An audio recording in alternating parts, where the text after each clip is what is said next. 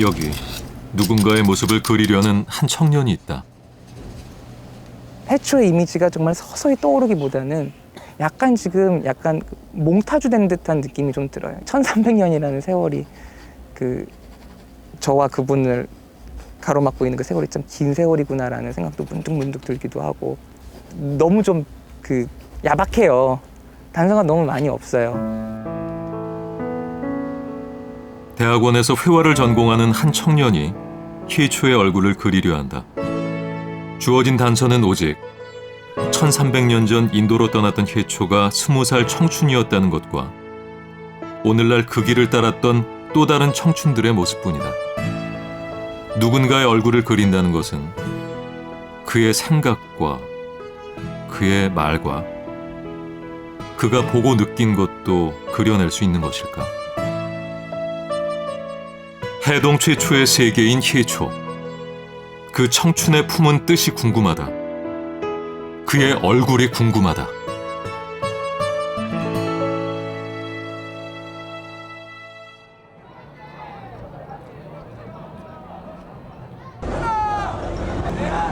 부산 해양대학교 실습선 한바다호가 출항을 준비한다.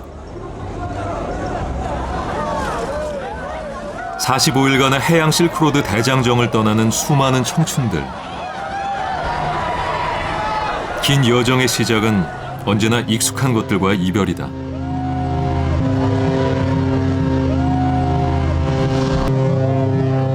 약 1300년 전인 서기 719년 신라 청년 희초도 이곳에서 고향을 뒤로 한 채 먼 바다로 나갔다. 희초는 왜 먼 길을 떠났을까? 청춘들은 왜 지금 그 길을 따라가려는 것일까?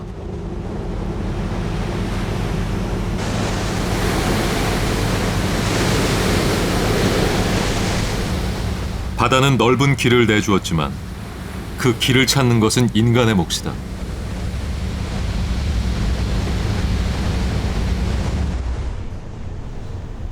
여기 바다에서 길을 찾는 청춘들이 있다. 저렇게 하나씩 튀어나오는 저런 상상을 파악을 못했어요. 정선수에서 약간 자연적? 이곳의 모든 교육은 단 한 가지의 목적을 가진다. 바로 안전한 항해다. 자, 다 클리어됐다. 자. 한 배를 탄 이상 해양 실크로드 탐험대원들에게도 예외는 없다. 요 세 번째는 구명 줄이도 달려 있어요.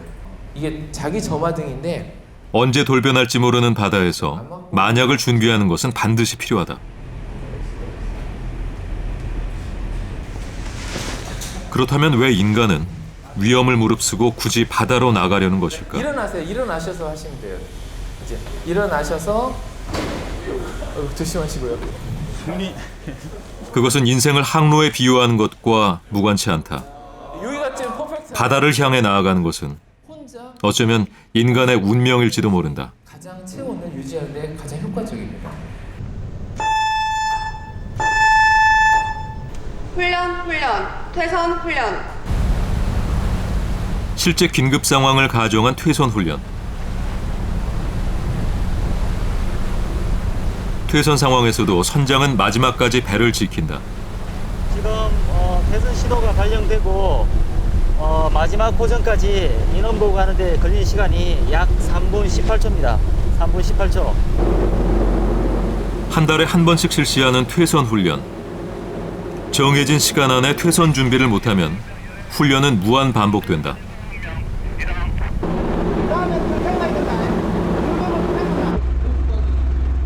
만약 지금이 실제 상황이라면 모두 안전하게 배를 떠날 것이다.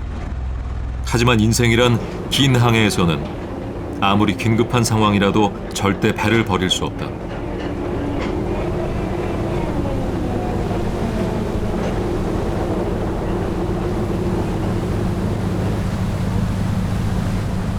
이제 막 인생의 항해를 시작하는 청춘.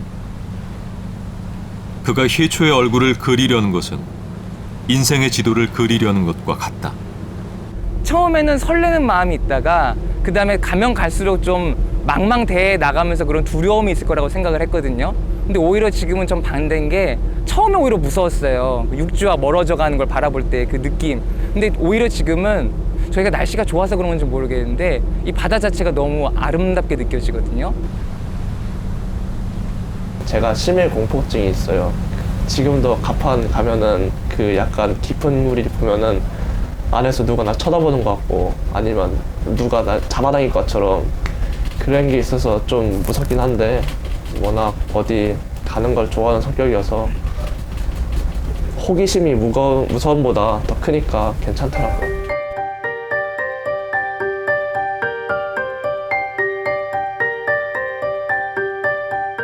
오랜 바닷길을 지나 혜초가 도착한 곳은 그 당시 이미 국제적인 항구였던 중국 광저우였다. 처음 본 이국적인 풍경 속에서 그의 시선을 사로잡은 것은 바로 이곳을 오가는 서역의 배들이었을 것이다. 그 당시 배들을 이끌었던 광탑. 이 미나렛이 있는 곳은 바로 이슬람 상인들이 세운 그들의 사원이었다. 所以他没有打。 그리고 여기 모형으로 봤을 때 啊，它是中国第一座清真寺，所以就也派了他的先后派了 어린 희초가 호기심으로 바라봤을 낯선 모습. 처음 접한 이슬람의 문화. 희초는 훗날 자신이 이슬람 지역까지 가게 될 줄은 미처 몰랐을 것이다.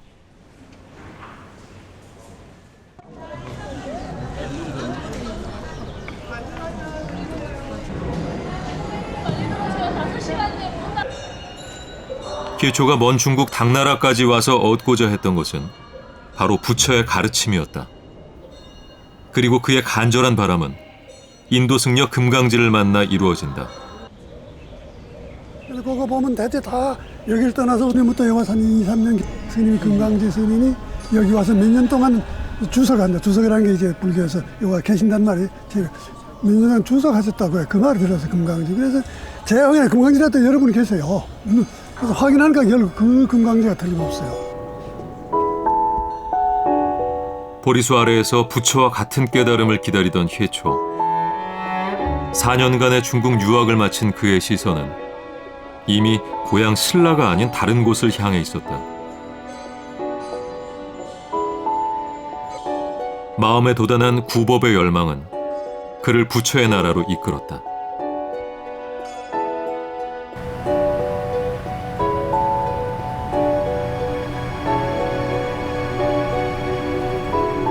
그 당시 천축국. 인도로 향하는 길은 인간의 발걸음으로 이어진 육로와 자연의 바람으로 이어진 바닷길 두 갈래였다.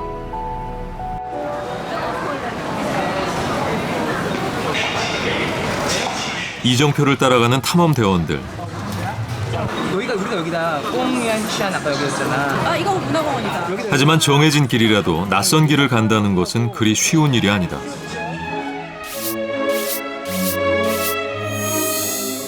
희초의 왕호 천축국전은 100여 년 전 중국 둔왕의 천불동에서 처음 발견됐다.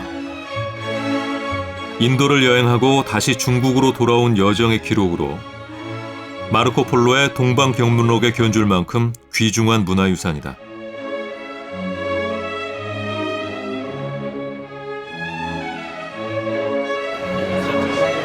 희초는 과연 어떤 길로 첫 목적지인 인도로 출발했을까?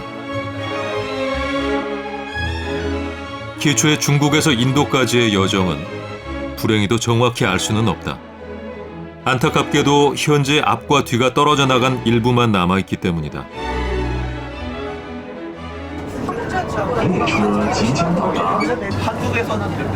그렇다면 우린 희초의 길을 따라갈 단서를 찾을 수 없는 것일까?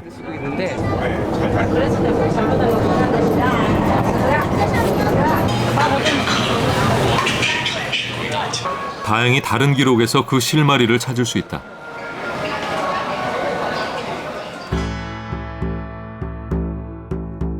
일체 경음이가 바로 그 단서다. 일체 경음이에는 왕호 천축국전에 기록된 각국의 지명이나 풍습, 그리고 동식물의 이름까지 다양한 단어들이 존재한다. 다행히 유실된 부분의 단어들도 그곳에서 찾을 수 있다.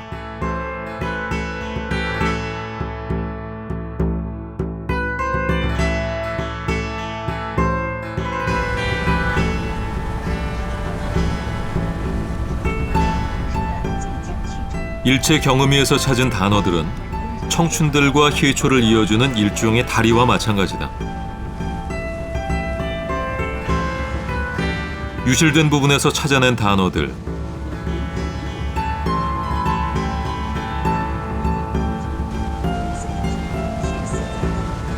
이것들이 의미하는 것은 과연 무엇일까?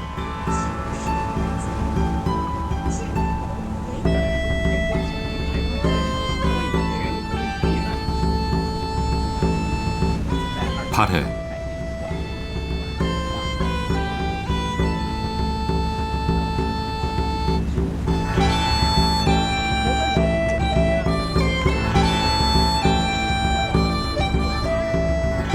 그리고 평류. 모두 바다와 관련된 단어로 희초는 분명 바다를 통해 인도로 향했을 것이다.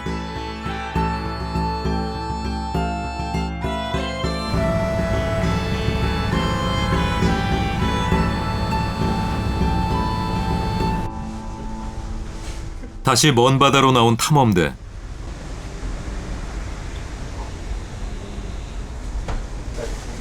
서쪽으로 가는 무역선에 오른 희초는 아마 많은 사람들을 만났을 것이다. 다양한 목적으로 배에 올랐을 사람들. 하지만 먼 길을 떠나고자 했다면 누구나 그 목적은 뚜렷할 수밖에 없다.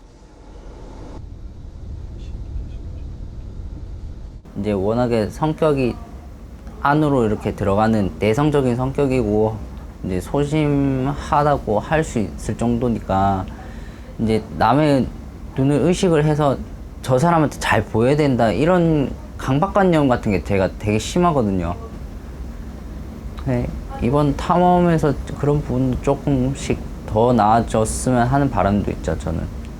제가 지금 나이가 26살인데 정해져 있는 길만으로는 가기에는 아직 어린 것 같고 또 새로운 시도를 하기에는 나이가 너무 많은 것 같아서 그 사이에서 지금 좀 많이 고민을 하고 있거든요. 그래서 여기에서 이제는 지내면서 혼자 생각할 시간도 많을 거고 뭐 여러 가지를 느끼는 도중마다도 그런 미래에 대해서 딱 트이는 순간이 분명히 있을 거라고 생각을 하는데 뭐 연극을 한 번 더 한들 뮤지컬을 하나 더 한들 내가 배우를 계속 하는 일이랑은 무관하게 되게 외로울 것 같다라는 생각이 많이 들더라고요.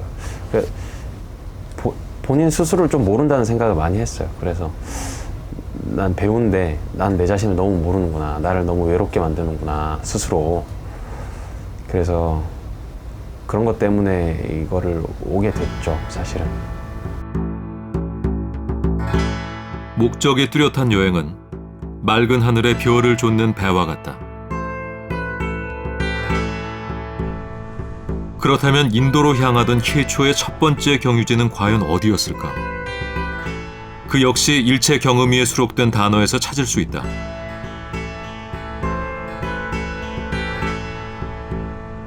옛 이름으로는 이묵으로 불리던 참파 왕국, 즉 지금의 베트남 중남부 지역이 희초의 첫 번째 경유지였다.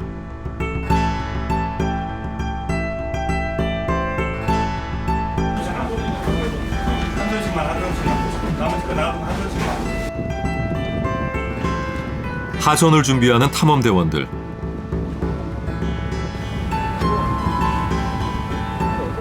옛 참파 왕국의 땅인 베트남 다낭으로 향한다. 참파 왕국은 그 당시 동남아시아 무역의 중심국이었다. 참파 왕국의 멸망 후에도 호이안은 그곳에 진출한 중국인들이 사원을 짓고 무사항해를 빌었을 정도로 꾸준하게 무역이 활발했던 곳이다.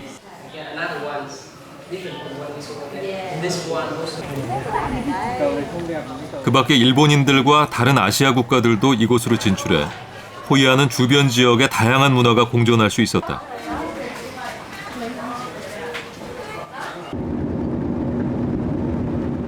희초는 이런 호이안을 통해 참파 왕국에 도착했다.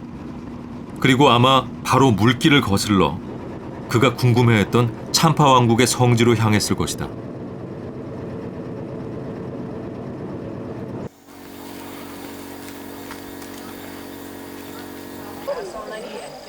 지금은 비록 폐허에 가깝지만 희초가 도착했을 8세기 무렵 참파 왕국은 찬란한 힌두 문화를 꽃피우고 있었다.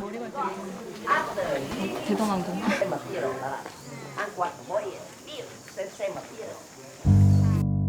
희초가 접한 힌두 문화는 고대 브라만교와 인도의 토착 신앙이 합쳐진 힌두교의 특성 그대로 강력한 포용력을 갖고 있었다.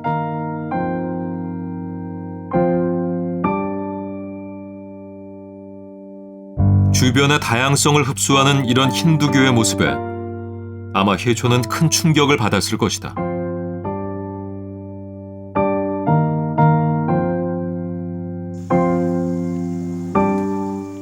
참파 왕국은 희초에게 그저 잠시 쉬어가는 곳이었을지 모르지만 전파된 문화가 어떻게 기존의 문화와 충돌을 겪고 변화되는가를 희초에게 보여주었다.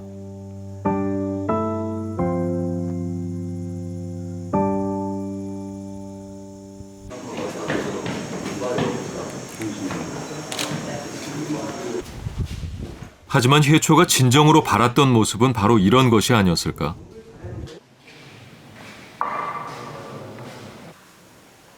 서로의 신들이 한데 모셔진 각각 다른 문화가 존재하는 공간. 서로에게 영향을 주지 않으며 있는 그대로 존중받는 그런 모습 말이다. 베트남이 속한 인도차이나 반도. 이름 그대로 인도와 중국과의 중간 지점. 희초는 이곳까지 차지한 힌두교를 보면서 인도 불교의 몰락을 미리 알았을지도 모른다.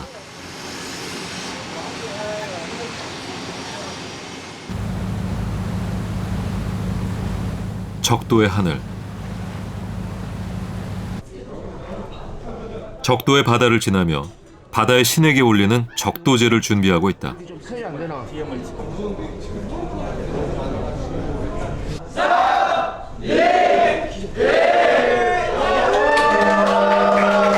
지금은 축제 분위기지만 바람을 타고 항해하던 시절 적도를 지나는 것은 매우 위험한 일이었다. 계절풍의 영향에서 벗어난 적도 바다 위에서 우리 탐험대도 무사히 이곳을 지나갈 수 있도록 신에게 절을 올렸다. 바람을 바라는 간절한 기원.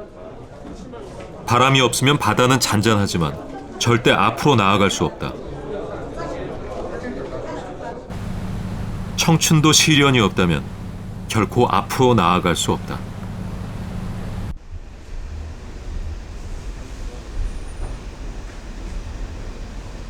청년은 이제야 희초와 한 배를 탄 것처럼 느껴진다.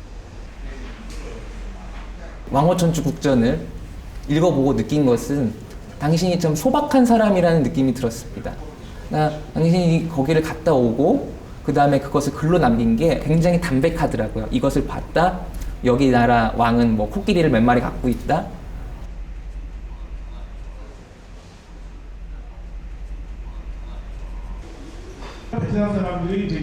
베트남을 떠난 희초의 다음 경유지는 어디였을까? 이런 것들을 이제 물어본다고 합니다. 이 앞부분에 생각되어 있습니다. 중국에서 인도까지 가는 길이. 그 역시 유실된 부분이다. 우리는 다시 일체 경음이에 의지할 수밖에 없다. 첫 번째 이제 우리가 주목해야 될 부분이 이제 채수라는 용어입니다. 채수. 이족들, 남방에 살고 있는 이족들의 어떤 독특한 어떤 장식 풍속으로 이제 풍속 중에 하나로 소개를 하고 있습니다. 두 번째 이제 그 관심을 가질 부분은 이제 원타라고 하는 용어입니다. 발이 4개고 이 꼬리가 있고 그리고 이제 신장의 길이가 한 5척에서 한 6척 정도가 된다. 그리고 이제 등에는 어떤 이제 문자 형태의 어떤 비닐을 갖고 있다. 그 다음에 이제 그 세 번째로 주목해 볼 그 일체 경유상의 용어는 괴석이라고 하는 이제 단어입니다. 이 걸괴자랑 그 석자는 이제 주석석자라고 쓰는데 이 괴석이라고 하는 용어는 아마도 이 불교와 관련된 이런 이제 용어가 아닐까 이렇게 추측을 합니다. 일체 경음이에 등장하는 채수, 원타, 그리고 괴석이라는 세 단어. 탐험대는 이 세 가지 단서 속에 숨겨진 희초의 여정을 찾아 다시 육지로 향해 나아간다.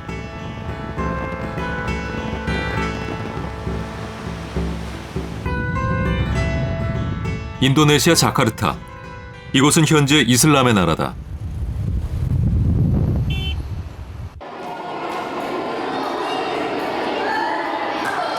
낯선 나라에서 만난 서로 낯선 사람들. 하지만 인사 한마디에 쉽게 친해진다. 아빠 가방. 한류 열풍으로 이미 한국을 잘 알고 있는 아이들.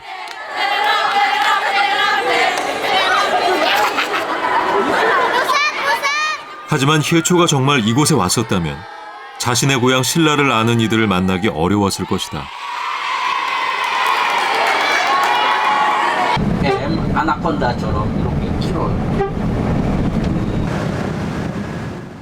희초가 인도네시아에 왔었다는 증거들은 과연 어디에서 찾을 수 있을까?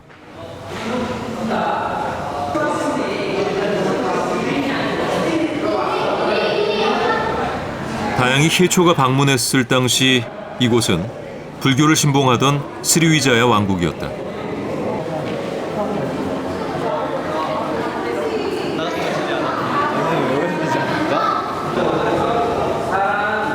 그렇다면 당시 유물들 중에서 희초가 이곳에 왔었다는 증거가 남아있지 않을까? 부처와는 달리 머리 위에 육개가 없는 조각상.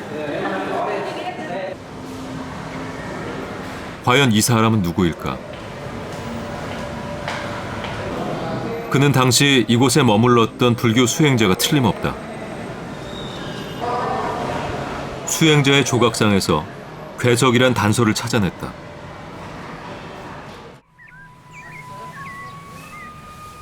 다음 단서를 찾기 위해 찾아간 곳.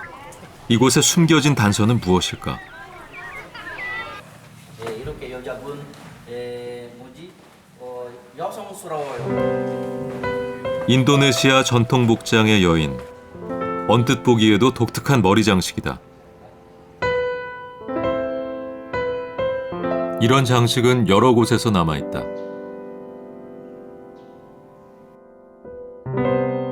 다른 동남아 국가에서는 보기 힘든 수염과 머리 장식, 바로 채수다.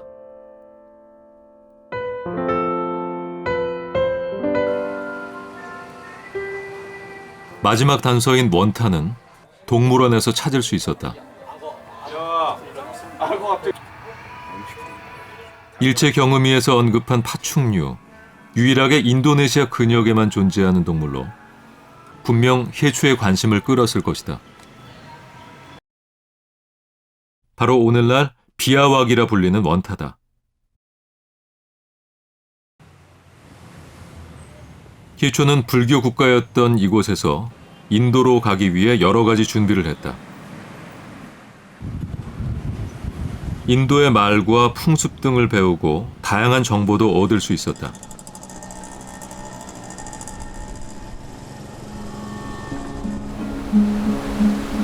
모든 준비를 마친 희초는 곧바로 바다를 향했다.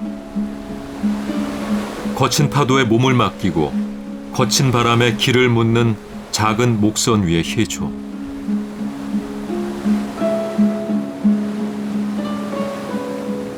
그의 길을 좇는 지금의 청춘들과는 너무나 다른 조건이다.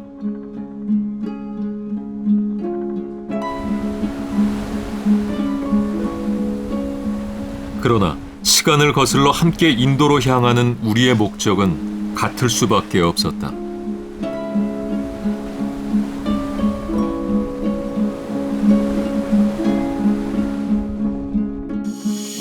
고향 신라를 출발해 중국 광저우에서 4년의 유학을 마친 희초는 다시 1년여의 여정 끝에 그의 마지막 목적지인 천축국, 즉 인도에 도착했다.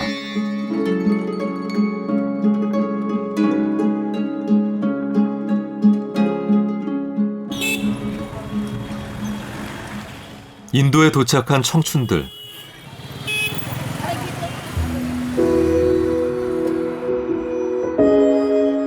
현재 남아있는 왕호 천축국전의 시작은 바로 인도에서의 여정부터다. 이제 기록에 남겨진 대로 그의 길을 찾을 수 있다. 그렇다면 인도의 첫 방문지는 과연 어디였을까? 알아보기 힘든 글자를 포함해 약 6천여 자에 이르는 원문 중 그 맨 처음은 바로 적족 나형 외도란 글귀로 시작한다. 맨발에 알몸을 한 사람들이 있는 곳, 과연 어딜까?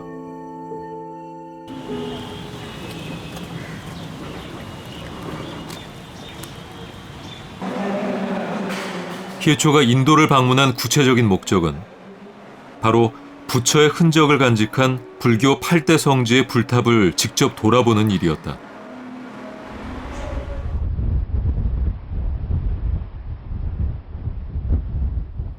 그렇다면 불탑과 알몸을 한 사람, 그 두 조건이 맞아떨어지는 그런 지역을 방문했을 것이 확실하다.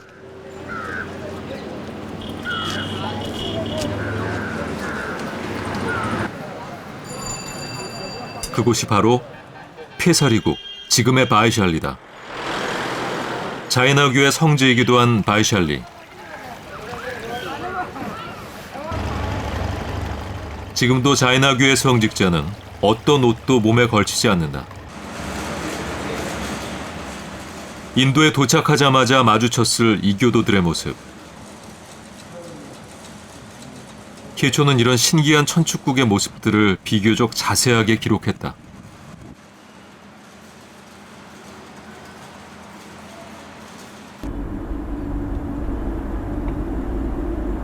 지금도 인도의 거리를 점령한 소들. 왕호 천축국전에 기록된 인도의 모습과 그리 다르지 않다.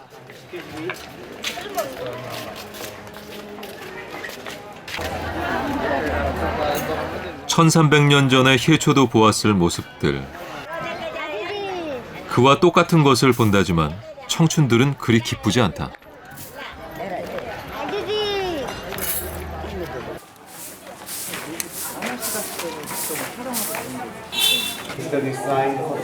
현지 자선단체가 운영하는 무료학교. 희초도 이 아이들을 보았다면 그 역시 그냥 지나칠 수는 없었을 것이다.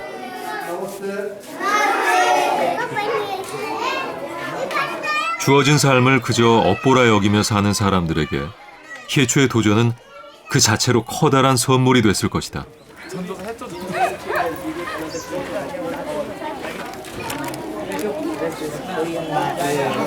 모든 변화는 바로 작은 계기에서 시작된다. 우리 청춘들의 도전도 이곳 아이들에게 변화의 선물이 될 것이다.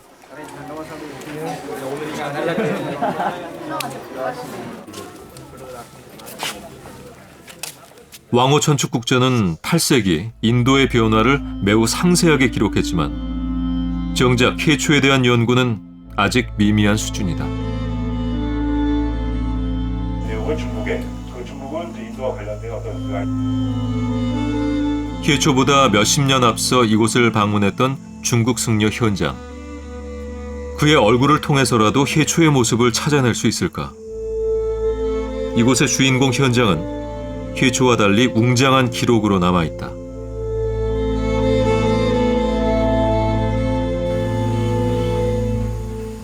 여기에 희초를 기억하려는 청춘들이 있다.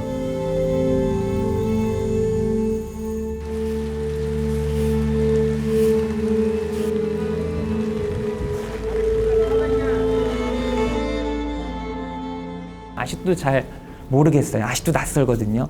많이 친숙해지기는 했는데 이 낯섦의 원인이 뭘까라고 생각을 해봤더니 저로서는 상상할 수 없는 너무나 큰 일을 해내셨기 때문에 나보다도 훨씬 어린 나이에 그 먼 길을 단지 구법의 열정 하나로 다녀온 사람은 어떤 사람일까?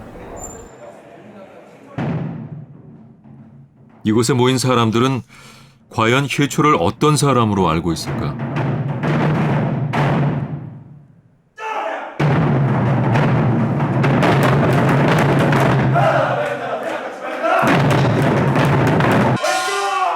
구법의 길을 찾아 나섰던 신념 있는 청년.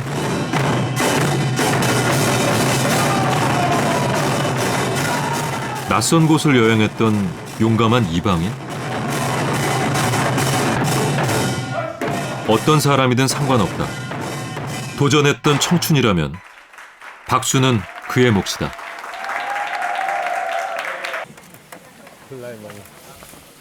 이날 1300년 전 희초의 인도 방문을 기념하는 기념비가 세워졌다. Now, the Korea Maritime Silk Road team consists of many university students. I expect them to be a second headshot.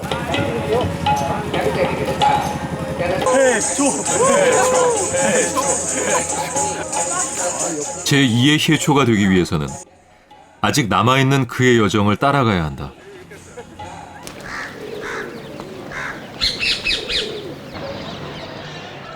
희초가 그 다음 도착한 곳은 바로 겐지스강이 있는 바라나시. 이곳은 사람이 죽으면 전통적으로 강가에서 화장해 강물에 재로 뿌린다.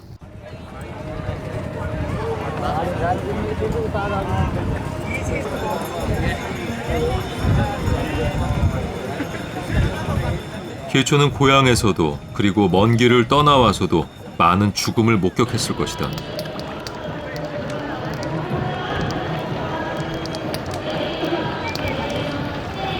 그러나 이곳의 죽음은 특별하다. 죽음마저도 신의 축복이라는 사람들. 그들에게 죽음을 선사한 파괴의 신에게 감사의 제사를 지낸다.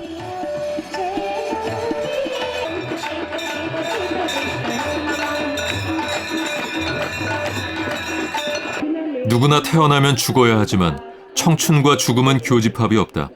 아니, 없어야 한다.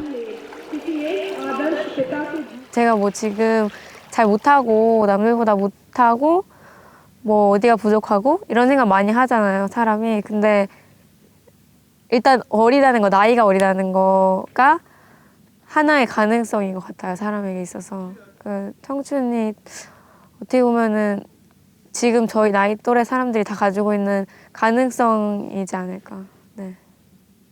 나이가 들어도 충분히 마음속에 불꽃이 있고 열정이 있고 사랑하는 무언가가 있으면은 20대 청춘보다도 더 소위 말하는 청춘처럼 사는 나이 드신 분들 많이 봤거든요. 그래서 저는 청춘이라는 거를 따로 정의 내릴 게 아니라 그냥 조금 더 추상적으로 생각을 해서 그냥 우리가 그냥 열정적으로 사는 거 살아보자는 그냥 구호 자체로 그냥 청춘 그랬으면 좋겠어요. 진짜 즐겼을 때 즐기고 물론 즐기는 것도 좋지만 기회가 됐을 때 주어진 환경에서 많이 배울 수 있으면 많이 배워서 이렇게 한 걸음 전진할 수 있는 그 젊음의 그 생생함, 그 열정과 그거를 통해서 뭐든지 최선을 다해서 많이 접하고 보고 배우고 몸소 느끼는 그런 게 제 생각엔 청춘인 것 같아요.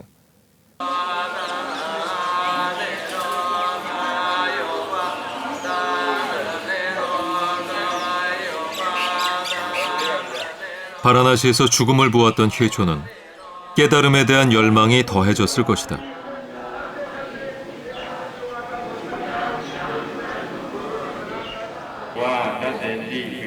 많은 사람들이 찾아오는 이곳. 희초가 이곳을 찾은 이유도 그들과 같다.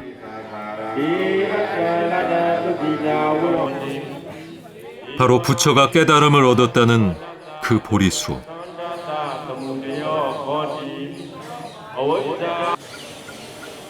지금도 희초와 같은 사람들이 그 보리수 아래에서 깨달음의 질문을 던지고 있다.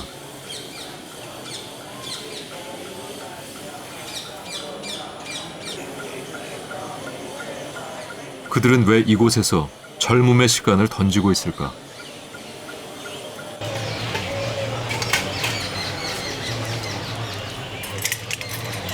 How long will you be staying in India? This time, I think maybe 4 months. 4 months? Yeah, I have finished 100,000 times. 100,000 times. I have to finish it. This is because it's very difficult, so we have to do this. It's a challenge, and I think it can increase my courage. So, although it's difficult, but I think I have to try. 도전하고 이루어내는 것. 그 속에 삶의 깨달음이 있었다는 것을 희초도 아마 이곳에 와서야 알았을 것이다.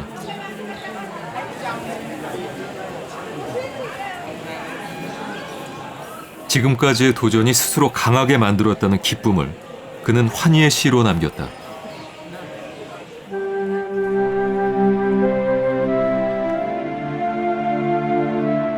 여덟 탑을 친견하기란 실로 어려운데 오랜 세월을 겪어 거지반 타버렸으니 어찌 되려는 소원 이루어지겠는가.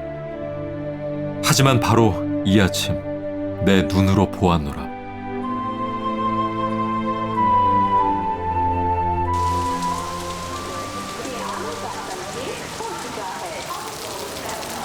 하지만 청춘의 도전은 그리 쉽지 않다. 마주하는 고난은 스스로를 젖게 한다. 체념, 갈등, 우울, 시름, 고민들이 그것이다.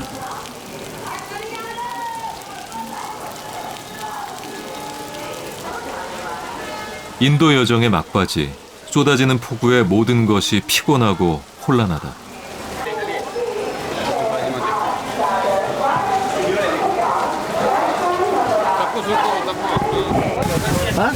Girja Girja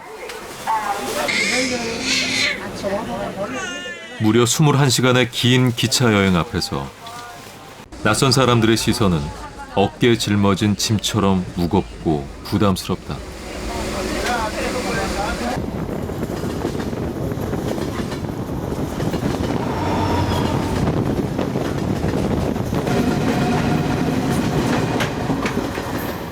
굳이 뭐 어려움을 겪은 적이 있느냐 하면은 의뢰 나온 얘기가 입시 때 힘들었는데 좋은 대학 갔어요.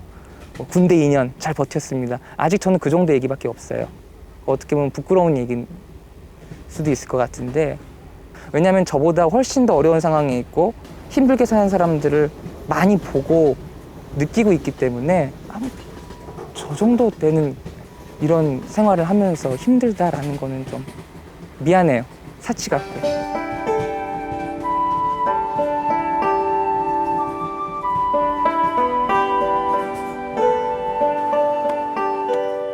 희초와 함께하는 인도에서의 마지막 여정. 오랜 여정 끝에 나시크에 도착한 희초는 이미 몸과 마음이 지쳐 있었다. 몸과 마음 모두 어쩔 수 없는 혼란에 빠져든다. 와, 여기가 인도구나. 와, 여기가 유토피아다. 뭐 이런 거를 보고 이제 해초 얼굴을 찾으려고 그랬는데 오히려 그것보다 짜증내고 힘들어하고 집에 가고 싶어하고, 거기서도 좀 해초 얼굴이 보이는 것 같아요. 어린 해초잖아요. 나이든 고승, 모든 거를 초탈한 고승이 아니라 뭔가 궁금하고 이건 뭘까? 이건 해볼까? 그러니까 뭐 새로 시작하는 저희보다 어린 해초잖아요.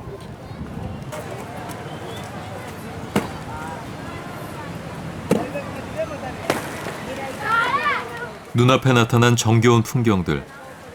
그는 주체할 수 없는 향수를 시안수로 달랬다.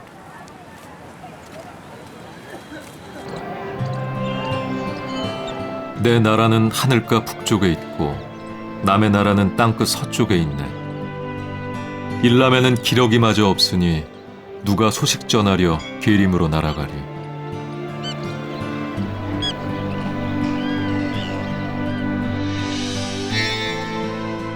희초는 멈추지 않고 계속 서쪽을 향해 떠나갔다. 하지만 우리는 따를 수 없었다.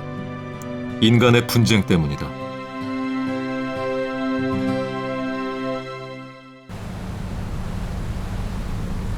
분쟁 지역을 피해 어쩔 수 없이 선택한 바닷길. 하지만 이곳도 그리 안전하지 않다.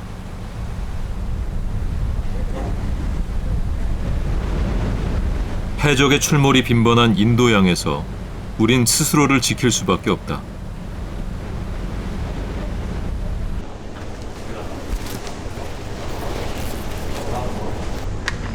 실탄을 장전한 총. 어떤 그 위치에 쓰면 전달하기 바랍니다. 페르시아만을 지나 최종 목적지인 이란까지 우리를 안전하게 지켜줄 보안 요원들.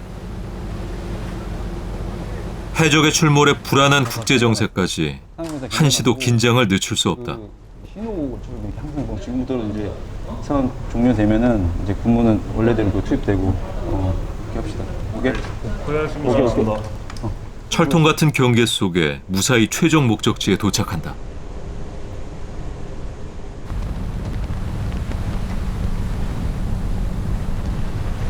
이번 항해의 종착지, 이란의 반다르 아바스 항.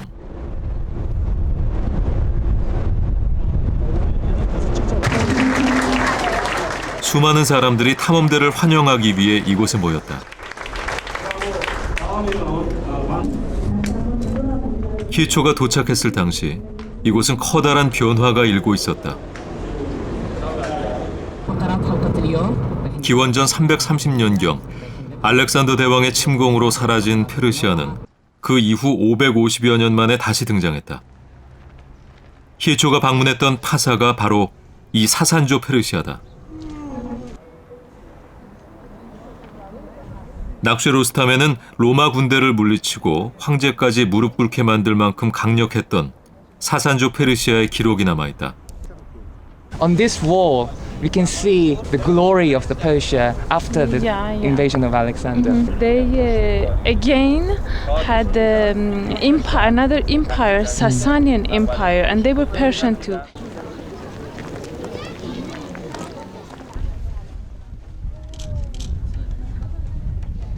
하지만 희초가 이곳에 도착했을 당시 강력했던 사산조 페르시아도 그 국운이 끝나가고 있었다.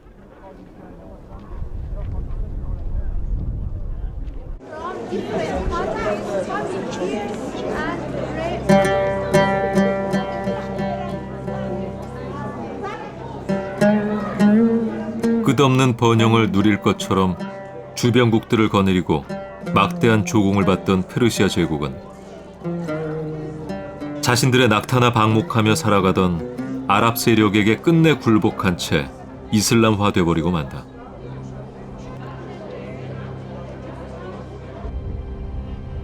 이미 이슬람의 위력을 목격한 희초, 이제 그의 여정이 더 이어질 필요가 있었을까?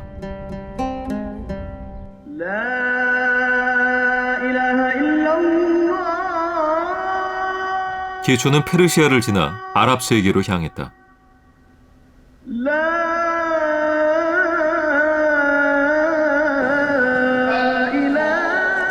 유일신 알라와 그의 선지자 모하메드를 섬기는 이슬람교의 나라. 이제 스스로 이교도 신세가 되어버린 희초에게는 위험을 무릅쓴 어려운 도전이었다. 하지만 희초는 이 도전을 통해 사상 최초로 아랍을 대식으로 명명하고 동양 문명권의 처음으로 아랍 현지 견문을 전하는 업적을 세운다.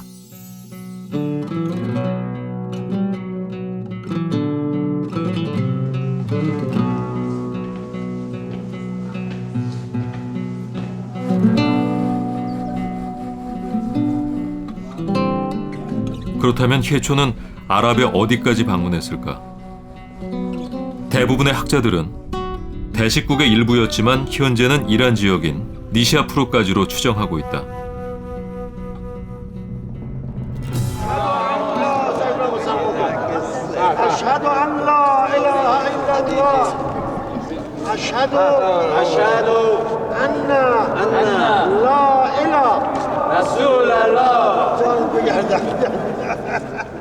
하지만 정말 대식국의 변방 니시아푸르가 희초가 만났던 아랍 문명의 전부였을까?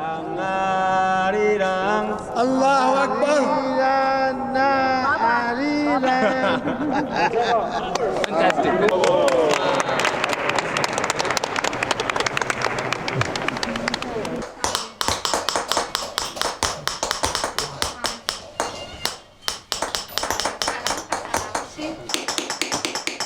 희초는 왕호 천축국전에서 비교적 자세하게 아랍의 모습을 전하고 있다. Do people use it to have dishes? Use it as dishes to have food? Most often not in Saudi Arabia. Arab people use, for example, this big plate when they want to have their lunch or dinner.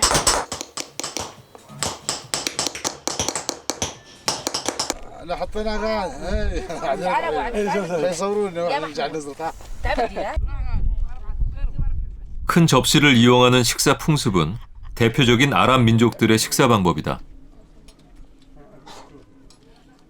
접시에 둘러앉아 손으로 잡은 것을 먹는 사람들. 그들은 사막과 초원에서 양을 치고 낙타를 기르던 유목민들로 지금의 이란보다 더 서쪽에서 살고 있는 사람들이었다.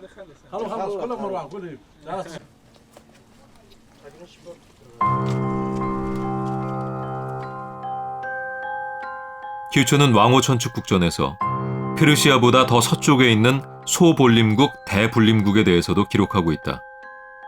하지만 대부분의 학자들은 듣고 전한 것으로만 추정할 뿐 히초가 직접 방문한 곳은 아니라고 주장한다.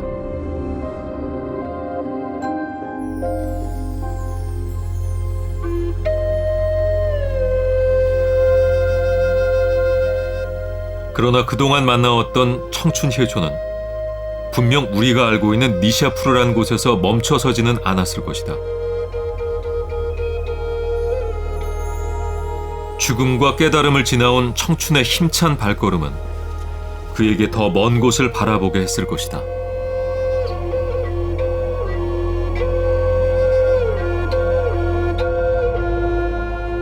뜨거운 사막을 지나 저 멀리 보이지 않는 또 다른 세상이 기다리고 있는 그곳까지 청춘 히초의 발걸음은 이어졌을 것이다.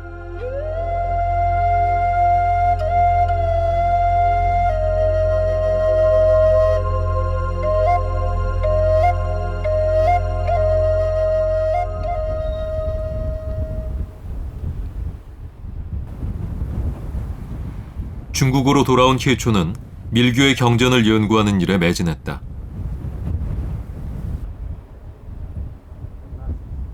금강지에 입적 후 불공의 제자가 된 히초는 이곳 금각사에서 서기 787년 입적한 것으로 추정된다.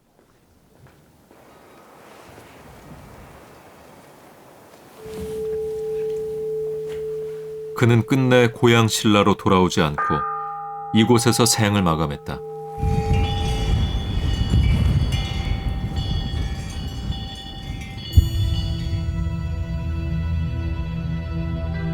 히초의 길을 따라갔던 두 청년.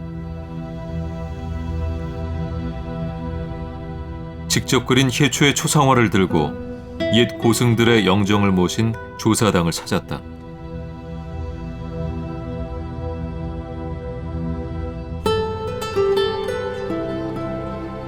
히초의 길을 따라갔던 청춘들, 그들의 얼굴에서 찾아낸 히초의 얼굴. 바로 우리가 찾아낸 청춘 히초의 모습이다.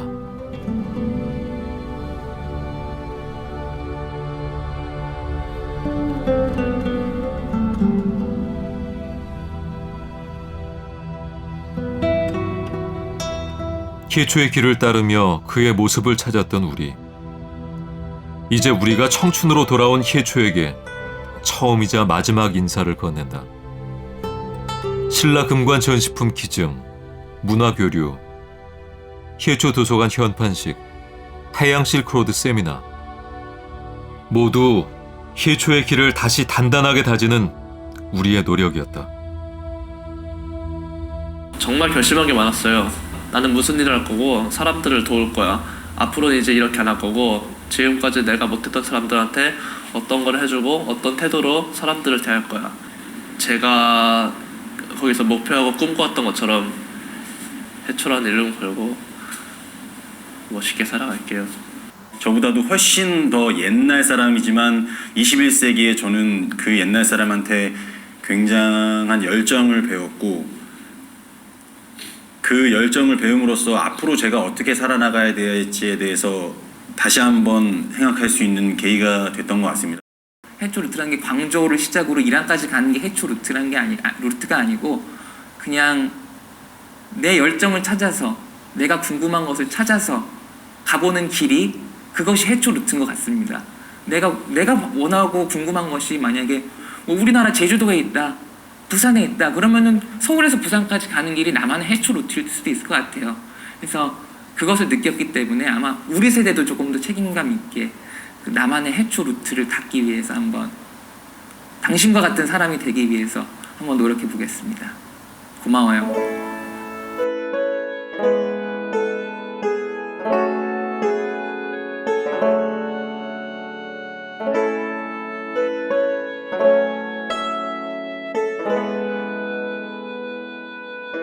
희초가 꿈에 그리던 고향의 모습. 그는 오늘 20살 청춘의 모습으로 다시 우리에게 돌아왔다.